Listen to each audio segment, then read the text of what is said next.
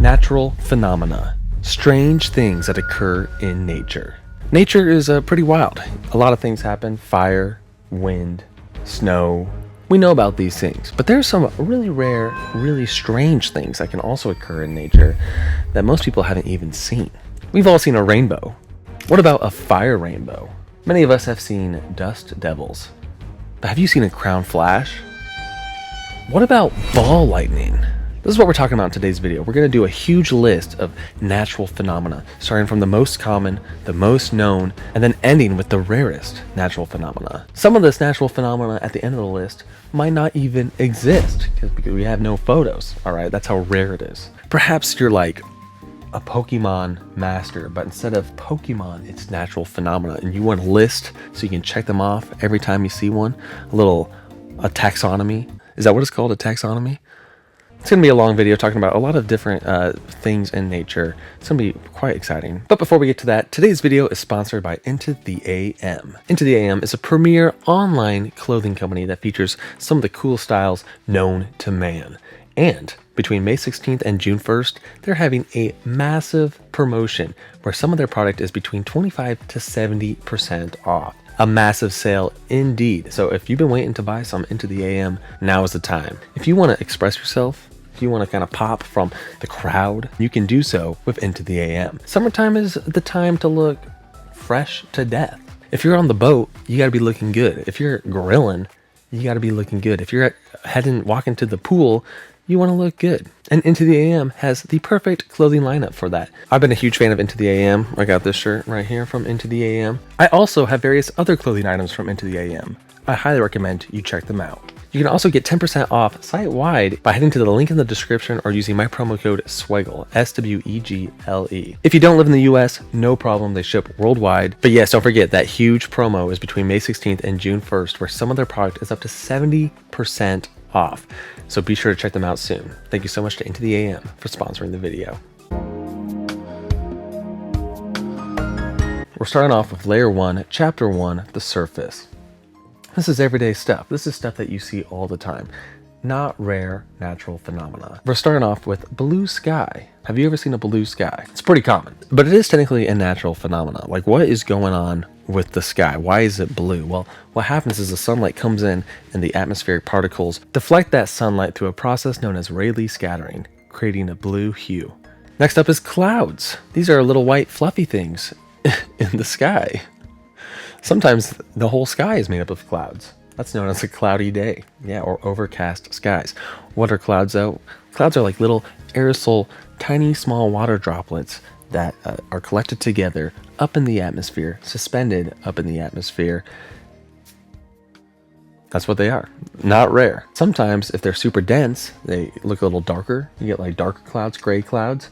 And sometimes they get so dense that they lead to rain. Speaking of rain, next up is rain and snow, aka precipitation. Sometimes water falls from the sky. Sometimes it's liquid. Sometimes it's solid because it's frozen. Rain and snow. Next up is fire. Fire is pretty interesting actually. Like, that's kind of a crazy. If this was like a really rare phenomenon, people would be like obsessed with it, but it's pretty common. And which is good because it's pretty useful. What is fire? Fire is a chemical reaction involving the rapid oxidation of fuel. It's super hot, and when it's super hot, the gas begins to glow, and this is known as a flame. It's very useful for cooking. Can also be very bad if it gets out of hand. So yeah.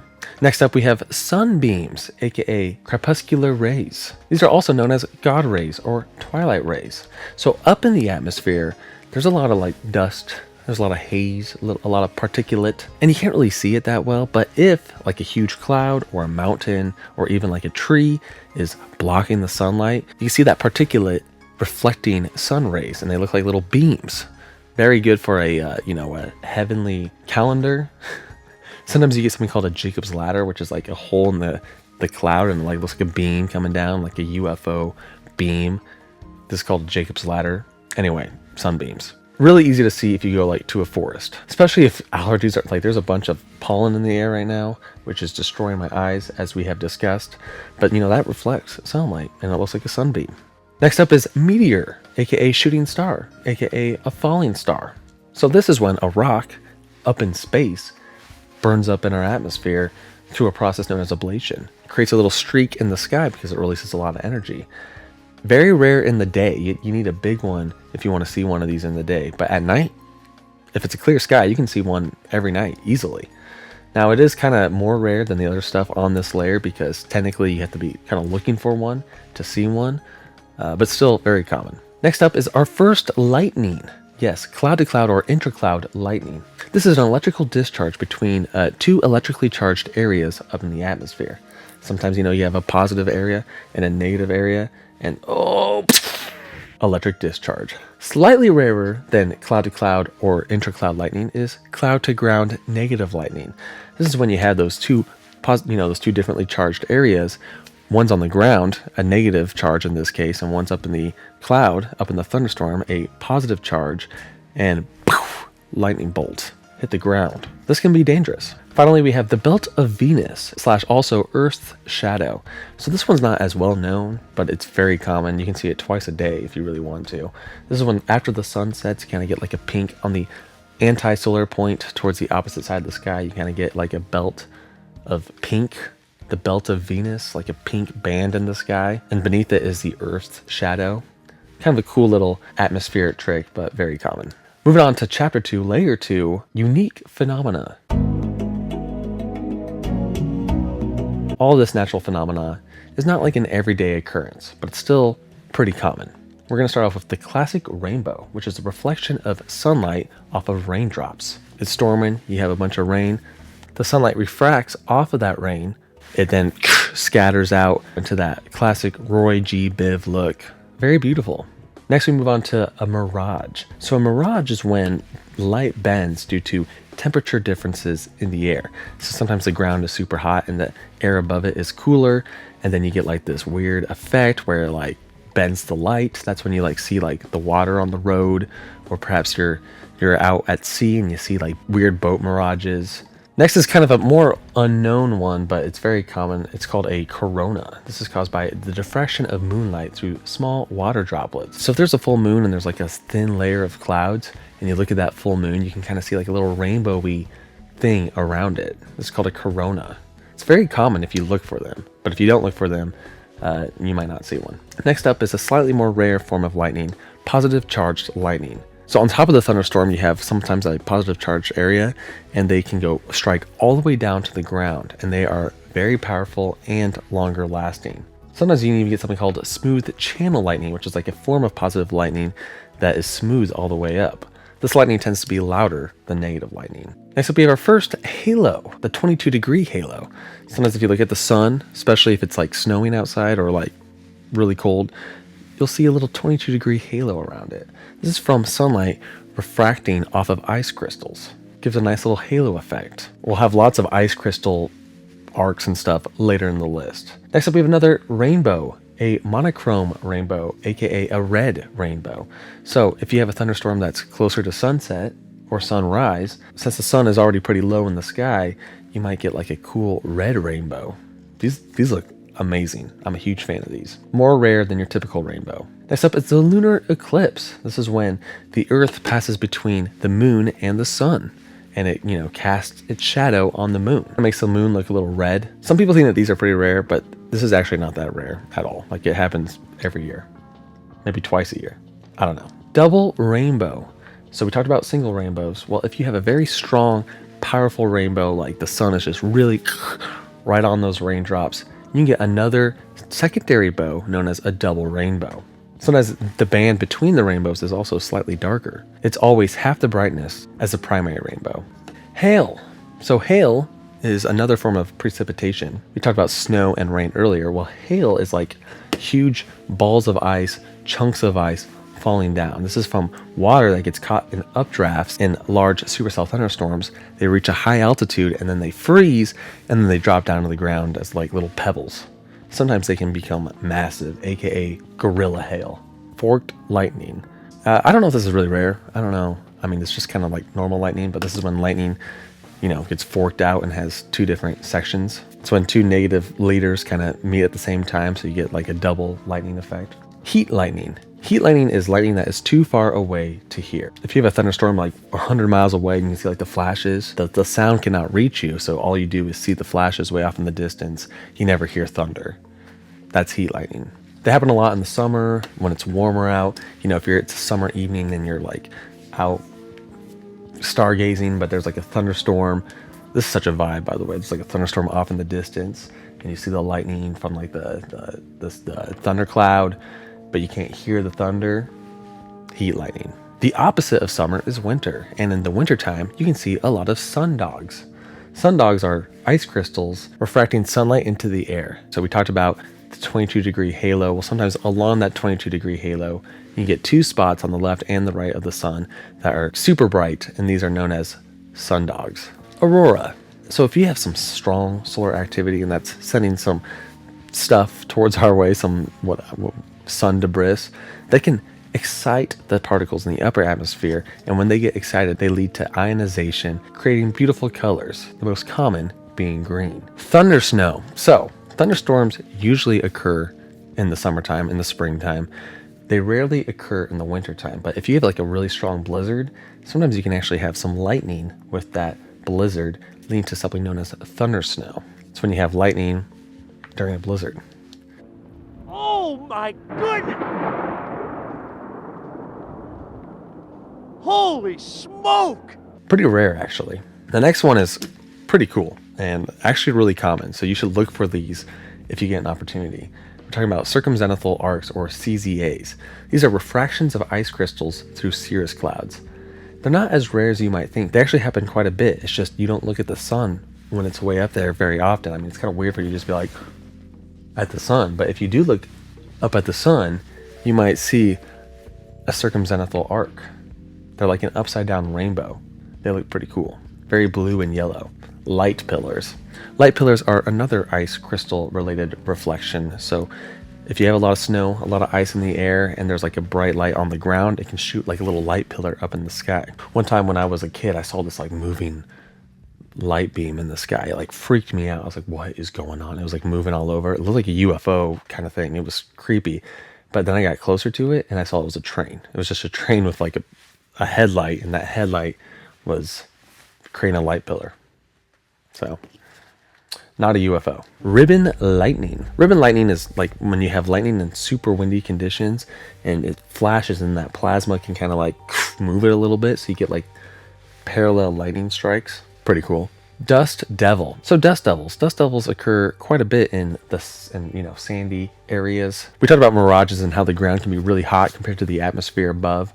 Well, that can happen in like the desert a lot, or on Mars.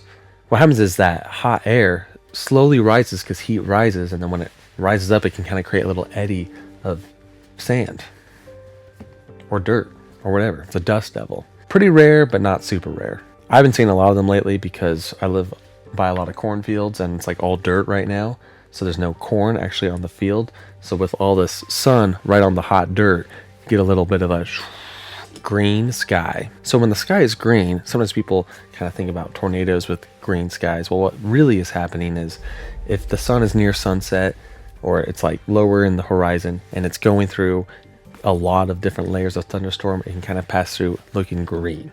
It's like when red hues from that sunset go through a thunderstorm, they look green. Doesn't always mean there's a tornado, but it could, because they are associated with strong, large thunderstorms. Contrail shadow. So a contrail shadow is sometimes a plane or whatever leaves a little contrail in the sky. And then, like I said earlier, the atmosphere has all this dirt, all this debris, all this dust suspended. And then it can actually cast a shadow on that dust, leading to a black line in the sky. I actually took a photo of this right here like 3 days ago.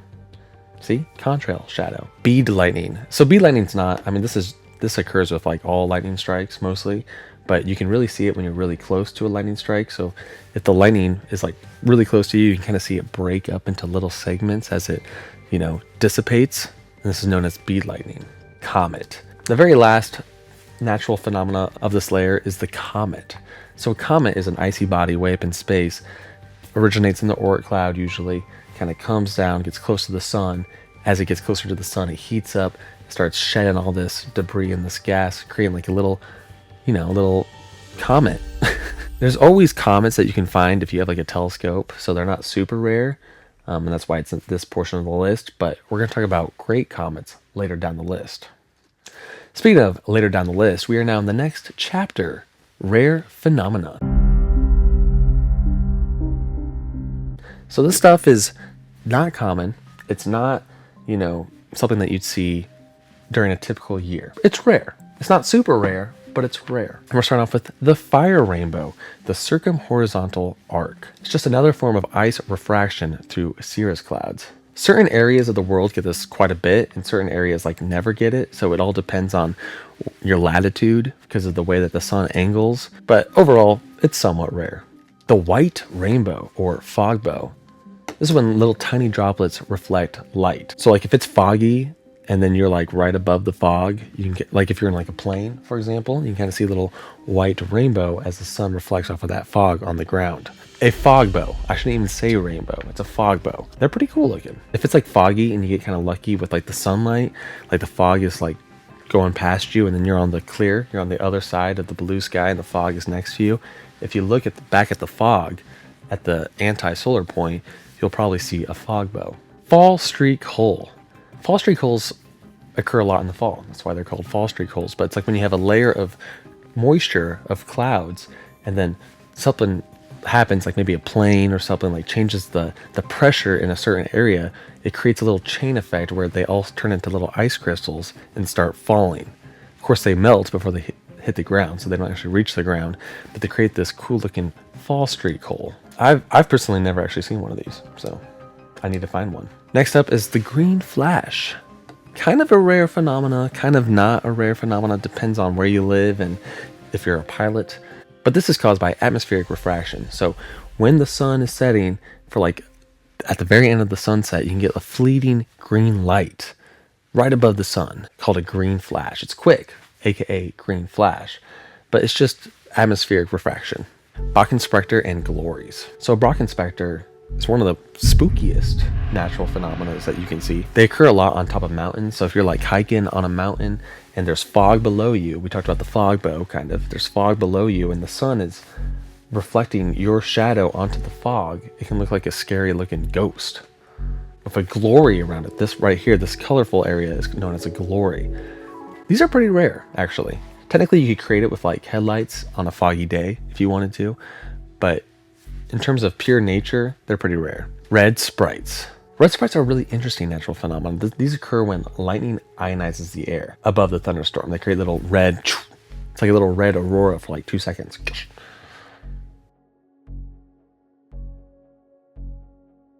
Supernumerary bow. So the tiny little droplets within rainbows can kind of create a little echoing effect. This is known as a supernumerary bow. I cannot say that. They're not really super well understood.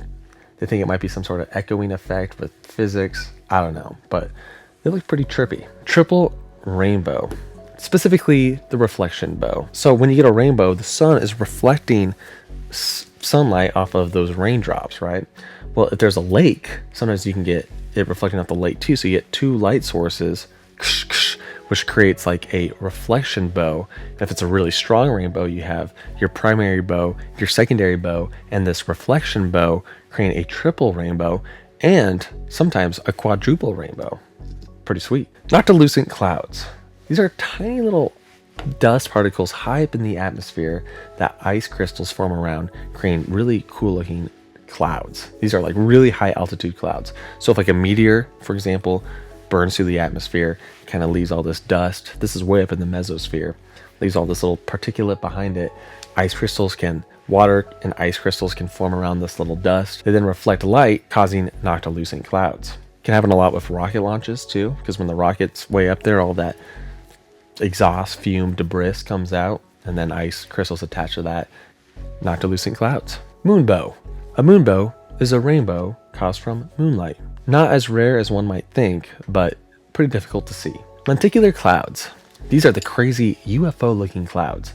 These are caused by airflows bouncing off of mountains. So you have a mountain, the air runs into the mountain, it shoots up. Condensation forms in these stacked layered effects. Pretty common near mountains, more rare far away from mountains, but like buildings can even cause lenticular clouds. A horseshoe vortex. This is just a little vortex, like a little cloud up in the sky that looks like a horseshoe that's like traveling. It's kind of, if a certain, windy condition occurs, you kind of form a little eddy that travels across the sky. I've never seen this, but it sounds very cool. Cloud iridescence. This is when sunlight is diffracted through ice crystals up in the atmosphere. So you can see it a lot on top of like cumulonimbus clouds. So cumulonimbus clouds way up in the high altitude that can turn into ice crystals. I forgot what the name of that type of cloud is, but if the sun diffracts through this and cause cloud iridescence. Iridescence is like that, like when you look at like oil and it's got like that colory look to it. That's iridescent. And cloud iridescence is just those kind of colors being seen through ice crystals diffracting through sunlight. Circumscribed halo. So we talked about the 22-degree halo earlier. That's that, that faint halo around caused by ice crystals. Well, on rare occasions, you can get like kind of an oval circumscribed halo. It's also pretty colorful. Blue jets. Now these are cool. This is lightning from positively charged areas in the upper atmosphere that discharge up into the sky, like towards a negatively charged region higher up in the atmosphere, creating a blue jet. And they can also lead to red sprites. Very cool. It's like an upward lightning. They weren't even discovered until like somewhat recently.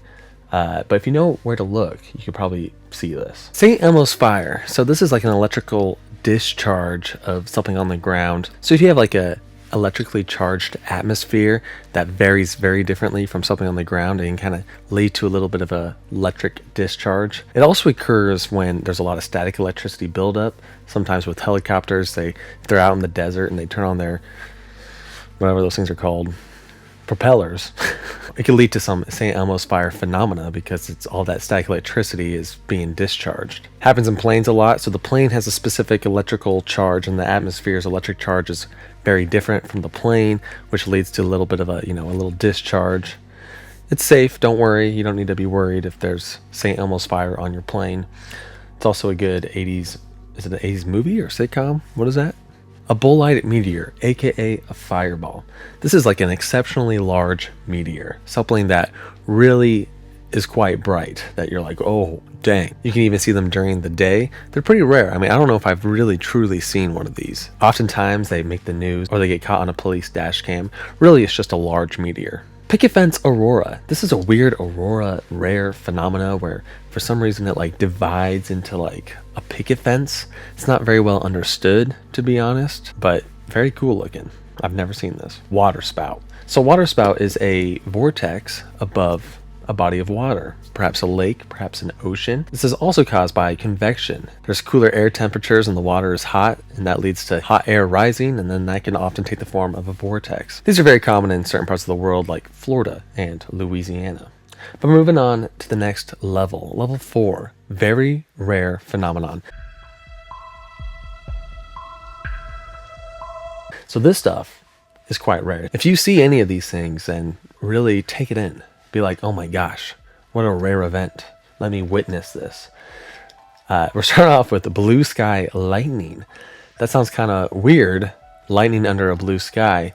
Well, it is technically possible. This is also known as a bolt from the blue. So if you have like a huge thunderstorm, like a, cumulonimbus cloud, lightning can actually come out the top of that cloud and go like far out of the thunderstorm into like a blue skied area and then hit the ground. And then you have blue sky lightning. So it did come from a thunderstorm. It did originally come from a cloud, but that cloud is so far away that you really can't see it. Wagon wheel rainbow. This is when you get a mix of anti-crepuscular rays with a rainbow, and it creates this cool wagon wheel effect. I don't know if this is super rare, but it might be. I don't know. It's level 4 regardless. Total solar eclipse. So total solar eclipse is when the moon is in between the sun and the earth and it casts a little shadow on the earth. Now I've seen 2 of these, so it can't be that rare. Well, they actually are pretty rare if, for any specific point on the earth. So back before we could predict these, the chances of you actually seeing a total solar eclipse were like maybe once in a lifetime, maybe like once in 2 lifetimes, once every 200 years. They're pretty rare. Perihelic circle. So we talked about the 22-degree halo. We talked about sundogs. Well, this is another ice-related arc that can occur in the sky. This is a circle that connects to the anti-solar point. It goes all the way around the horizon. People see them at ski resorts sometimes when they have a lot of snow debris up in the air, but I've never seen this, so it's got to be somewhat rare. Twinned rainbow.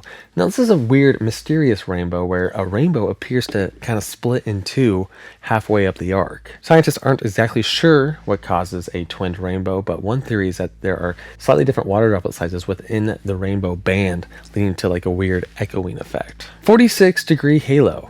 An outer halo, much rarer than the 22-degree halo. So we talked about the double rainbow, right? Well, this is kind of like the double rainbow of halos. You get that 22-degree halo in the middle, and then sometimes on a rare occasion, it can actually, with ideal conditions, you get a secondary 46-degree halo that's even further out from the sun.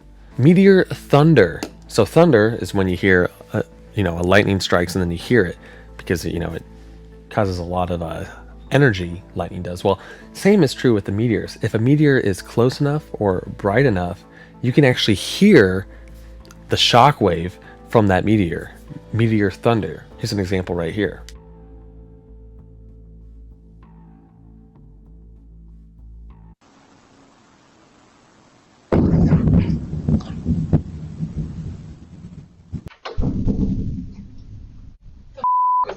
Blue, purple, and red aurora. So aurora is usually green, right? But on rare occasions, if during an extremely strong aurora display, you can get rare colors such as blue, purple, and red. Tornado. This channel is pretty much about tornadoes. Tornadoes are actually super rare. Like, you could live in Kansas your entire life and not see a tornado. Yes, people like Reed Timmer and other storm chasers see tornadoes all the time, but for any given person, especially anyone outside of the US, seeing a tornado is extremely rare. If you live in like France or something, the odds of you seeing a tornado in your lifetime are like very small. What is a tornado? Well, it is a violently spinning column of air and debris from a supercell. There's also a multi-vortex tornado, which is when there's multiple vortices within a tornado. Not super rare when it comes to tornadoes in general, but for any given situation, very rare. So we're going to talk about some of the weird arcs that you can see at the sun's, at the anti-solar point, the Antillean arcs. Sometimes on super rare occasions, you can see sundogs at the anti-solar point, and you can also see something known as a tricker arc. This is like a little loop-de-loop. These arcs are super rare. I mean, you have to be living in like a polar region or be at a ski resort to see something like this. These are very rare, very cool. The super bolt. A super bolt is an exceptionally large bolt of lightning. We're talking like 1 out of every 100,000 lightning bolts. These are very rare and they're 1,000 times stronger than your typical lightning bolt. So this is like a whoop-bang, like a super intense lightning strike. A volcanic eruption / lightning. To actually see a volcanic eruption is a pretty exceptional event. I will never see one of these, most likely, because I don't live near a volcano. I mean, I guess I have been to Hawaii. Okay, certain volcanic eruptions are super rare. And to get lightning associated within a volcanic eruption, also quite rare. The Cretaceous clouds. These are high-altitude clouds that create a mother-of-pearl color effect. This is a form of iridescence formed by super high-altitude ice crystals in polar regions. They're very striking. These are like rainbowy clouds. I mean, we've talked about iridescence earlier. This is kind of the same thing, but more collected, more put together. Somewhat common in polar regions, but rare for most people here on Earth. Steve. This is a pink ribbon that occurs often with picket fence aurora. It's like this high-energy beam that goes across the sky. I don't know what this is. I'll just be honest. I tried reading about it and it was like, people were like, scientists may have discovered what Steve is. And I was like, okay, did they actually? People don't really know. Okay, but it's just this weird ribbon that can occur with very strong geomagnetic storms. In fact, they usually occur at lower latitudes. So if you live in a place that doesn't usually get aurora, you do have a higher chance of seeing a Steve. Disappearing star. Now this sounds kind of weird. A disappearing star, what's up with that? This is actually pretty fascinating. So on a super rare occasion, you can actually get an asteroid way out there, out in space, that from your point of view here on Earth can actually go in between you and a star. I don't know why I'm holding this pen. You go between you and a star, and then that star will disappear for like a few seconds. They do occur every so often. One happened in New York not too long ago. One also happened with Betelgeuse. A pretty cool event. A strong geomagnetic storm. So this is like your Carrington event kind of situation. This is maybe a once in a lifetime sort of thing. This is when you have a huge geomagnetic storm from the sun that just blasts Earth with some crazy aurora displays, probably once out of every 150 years or so. Some people debate that we had one last year. We did have a strong geomagnetic storm last year, but I don't know if I would classify it as like a super geomagnetic event, storm event. I don't know. But that concludes this layer. We are now moving on to level 5, the rarest verified phenomenon. So all this stuff is real, all right, but it is so rare. If you see this, like, you've seen some things. Starting with the fire tornado. So if you have a huge wildfire, it can often actually create its own updraft. It can create its own thunderstorm known as a firestorm. This is like a pyrocumulonimbus cloud. And anyway, you can get enough rotation in that cloud to actually form a tornado, like a strong tornado, like an F3 tornado even. Very rare. In fact, there's only ever been one tornado warning ever issued with a fire tornado, and that was in 2020. You do have like fire whirls as well, which is different. That's like a kind of like a little dust devil out of fire. Those are a lot more common. I mean, they're still rare. You don't want to be near one of these, but I'm talking about like a full-on circulation fire tornado with wind speeds over 150 miles per hour. Next up is a dark day. Yes, a dark day. What is a dark day? Well, a dark day is when you're just chilling and all of a sudden like it gets super dark. I know it sounds crazy, but it gets super dark, like nighttime, but it's not night. All right. This has happened a few times. One time it happened in New England. The main theory with these is that there's like a huge wildfire somewhere, and then like all the smoke coagulated together, and for some reason it blocked out the sun, creating a dark day. Dark days only last for like an hour. It's not a total solar eclipse either. Some people get that confused. So total solar eclipses last for like 2 to 6 minutes. A dark day lasts for like an hour. Kind of a weird thing. That's not 100% understood, but they definitely do occur. Crown flash. What on earth is a crown flash? I don't even really know. But this is when you have like a cumulus cloud, and there's little ice crystals on top of the cumulus cloud, and they start like shooting out in like this weird aurora, like jet stream fashion, and they act really weird. Like they're very erratic. They kind of dance. The main theory with these is that there's some sort of electrical current, and the ice crystals are like in the current, and they're like dancing around. This is crazy. I really want to see this. I mean, it's like a stream spitting out of the cloud. It's weird. Next up is the Great Comet. So about once every maybe 50 years, you can have a great comet. This is a comet that is exceptionally bright. One that like you could easily see and you're like, oh my word. I think the last technical, I mean, I think the Southern Hemisphere has had a couple of great comets recently. They had Comet McNaught back in like 2007. Like these can be brighter than the full moon. Like they're ridiculous events. The last really good one was back in the 1960s. I'm hoping we get one soon. They usually come with sun-grazing comets that get really close to the sun. When they get really close to the sun, it just like heats them up and they just kind of explode with light. Very rare, very cool. A waterspout cluster. I did a video on these recently, but this is when you have, instead of one waterspout, you have like a little swarm of waterspouts. If conditions are just right, lots of waterspouts can form, and they can even be somewhat close to each other, creating like a creepy Cthulhu effect. These happen every so often, but you know, to actually be on the coast and to see one of these is very rare. A Kern arc. This arc is the rarest of all ice arcs. This is like a weird ring-shaped arc that occurs right here.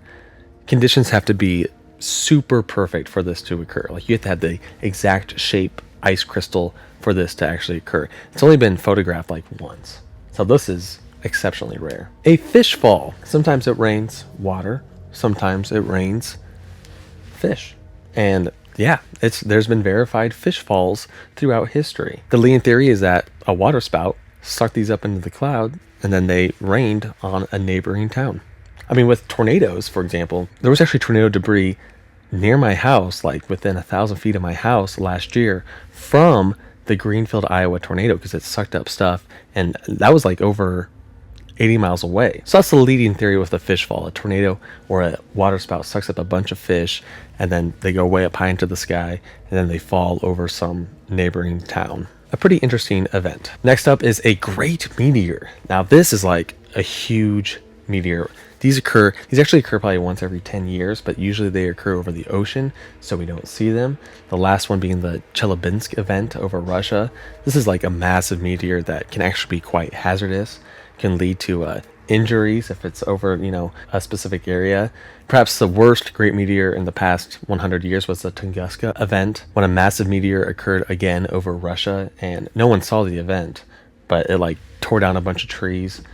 It was crazy. And some people even think that this lake right here was created by the actual meteorite. I mean, it's possible. I don't know if that's true or not, but I don't know technically, I don't know if the Tunguska event is really a great meteor. It's more of like an asteroid impact event. But I mean, before it impacted the ground, it was definitely a pretty bright meteor. And you don't want one of these happening near you. Earthquake lights. So sometimes weird flashes of lights can occur with earthquakes, like before earthquakes or shortly after earthquakes. It's a little bit unknown, kind of a little bit of a mysterious event, but the leading theory is that little gases are escaping from the ground because the ground's becoming all jacked from the earthquake, and those gases then like light on fire and create little flashes of light. Earthquake lights. It could also be one of those what are those crystals called? I can't think of the word, but they can actually create electricity, and maybe like the ground is like strained and it's like creating some sort of light through the crust of the earth. I don't know, but they do occur. They're real. A Mythical event. A Mythical event is like a super solar geomagnetic storm. These occur very rarely, like once every like 1,000 years, and we only know they exist by looking at tree rings. We don't want to be hit by a Mythical event. That could easily destroy our grid. But yeah, they do exist. Elves. Okay, this one should probably be higher up on the list, but this is like the third highest level of like upper atmospheric lightning. We talked about blue jets. We talked about red sprites. Well, elves are like these like little rings that can occur above the red sprites. Another form of air ionization. Quite rare. There's only like a few photos of these that I could even find on the internet. A noticeable supernova. Yes. We've all heard of that one event that created the what was it called? The Crab Nebula. That was caused by a supernova. So supernova is when a star explodes somewhat nearby, usually. And when that happens, it becomes very bright in the night sky. People are excited about Betelgeuse. They say Betelgeuse is going to go supernova any moment now. Probably not, but it could happen. And it would be very noticeable and very bright. A lunar flash, or a TLP. These are flashes of lights on the surface of the moon. Sometimes they get caught on camera. These are actually very explainable. It's a meteor hitting the moon, causing the bright flash. Hardly anyone has actually seen one of these in person. Like you just happen to be looking at your telescope and you just happen to see a meteorite slam into the moon. A rare occasion indeed. And finally, the last phenomena on this layer is the meteor storm. We've talked about, did I not talk about meteor showers? I forgot about meteor showers.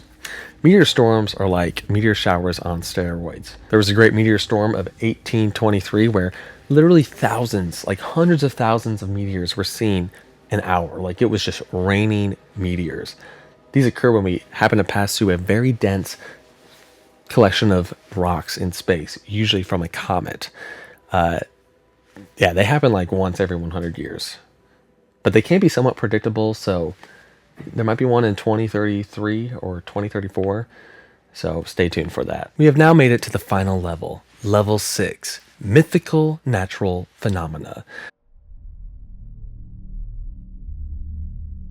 This stuff, it might not even exist, but there are reports. So maybe it does exist, but probably not, but maybe. I don't know.